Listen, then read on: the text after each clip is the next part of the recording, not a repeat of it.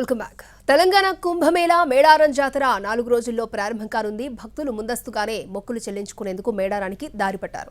సమ్మక్క సారలమ్మ రాక కోసం ఎదురు చూస్తున్నారు. దీంతో మేడారం పరిసరాలు ఇప్పటికే కిటకిటలాడుతున్నాయి.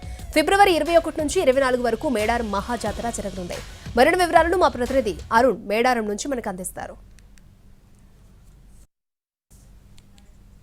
2024 మేడారం మహాజాతర మరో వారం రోజుల ప్రారంభం కాబోతున్న నేపథ్యంలో ముందస్తు మొక్కలకు జనం వస్తున్నారు. ఎప్పుడు ప్రారంభం అవుతుంది, ఏ ఘట్టాలను ఇందులో ఉంటాయి అనేది సమ్మక్క సారలమ్మ ప్రధాన పూజారులు మనతో ఉన్నారు, వాళ్ళతో మాట్లాడదాం. చెప్పండి, సమ్మక్క జాతరలో అంటే ఎలా ప్రారంభం అవుతుంది? ఇప్పటికీ గుడిమెలిగే ఉండగా ప్రారంభమైంది కదా, ఇంకా ఏ ఘట్టాలు ఉంటాయి?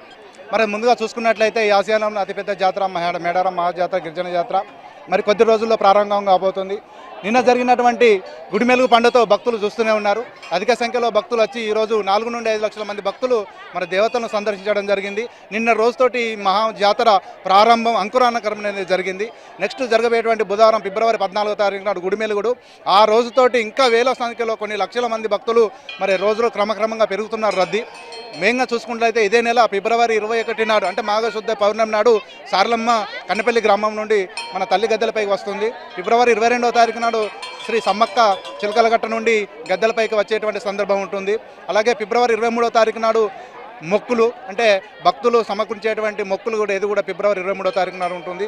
అలాగే మర్నాడు అంటే 24వ తారీఖు నాడు శ్రీ సమ్మక్క సారలమ్మ పగిడిద్దరాజు జంపన్న ఈ 4 గిరిజన దేవతలు జనం నుండి వనానికి ప్రవేశించేటువంటి మార్గం కనిపిస్తుంది. ఈరోజు చూసుకున్నట్లయితే కొన్ని 5 నుండి 6 లక్షల మంది భక్తులు మరి తల్లులను సందర్శించడం జరిగింది. మీరు ఈ జాతర సందర్భంగా మీరు అమ్మవారిని తీసుకొచ్చేటప్పుడు ఎట్లా ఉంటారు, నియమ నిష్టలు ఏంటి, ఎలాంటి పూజాది కార్యక్రమాలు జరుగుతాయి? మరి సమ్మక్క సారలమ్మ నిన్న జరిగినటువంటి రోజు నుండి ప్రతిరోజు ఉపవాసంతో భక్తితోటి నూతన వస్త్రాలు ధరించి ఆడపడుచులతోటి మరి అలంకరణ చేసినటువంటి శుద్ధి చేసినటువంటి పూజా కార్యక్రమాలు కూడా భద్రపరచడం జరిగింది.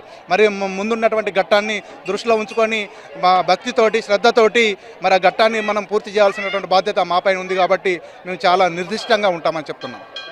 మీరు చెప్పండి, ఎలా మీరు ఏ కార్యక్రమాలు చేస్తారు? అలాగే గురువారం రోజు సమ్మక్కను తీసుకొస్తాం, శుక్రవారం రోజు నార్మల్గా జరుగుతుందండి, శనివారం రోజు మళ్ళీ జనం నుంచి వనంలోకి తీసుకెళ్తాం, మళ్ళీ తిరుగువారం పండుగ యథావిధిగా మేము జరుపుకుంటాము.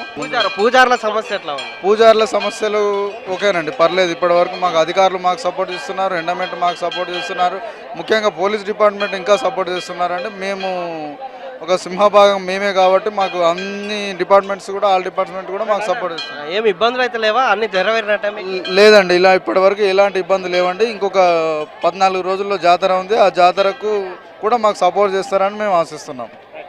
గతంలో ఉన్నటువంటి సమస్యలన్నీ కూడా పరిష్కరించిన నేపథ్యంలో పెద్దగా సమస్యలు లేవు, చిన్న చిన్న సమస్యలు ఉండేవి, అవి కూడా తీరడం కోసం తీసుకోవాల్సినటువంటి మా ఆదివాసీ బిడ్డే మాకు ఇప్పుడు మంత్రిగా ఉన్నారు కాబట్టి మా సమస్యలన్నీ ఆమెకే తెలుసు, ఆవిడ ఖచ్చితంగా తీరుస్తారనే ధీమాతో ఉన్నారు. మరొక వైపు మహాజాతర విజయవంతం కోసం పోలీస్ శాఖతో పాటు సుమారుగా 14 శాఖలు ఇక్కడ పనిచేస్తున్నాయి. ఎలక్ట్రిసిటీ డిపార్ట్మెంట్తో పాటు ఆర్డీఎఫ్ అలాగే R&B ఇలా మొత్తం 14 శాఖలు కూడా వారి వారి పనుల్లో నిమగ్నమైన నేపథ్యంలో పనులన్నీ కూడా శరవేగంగా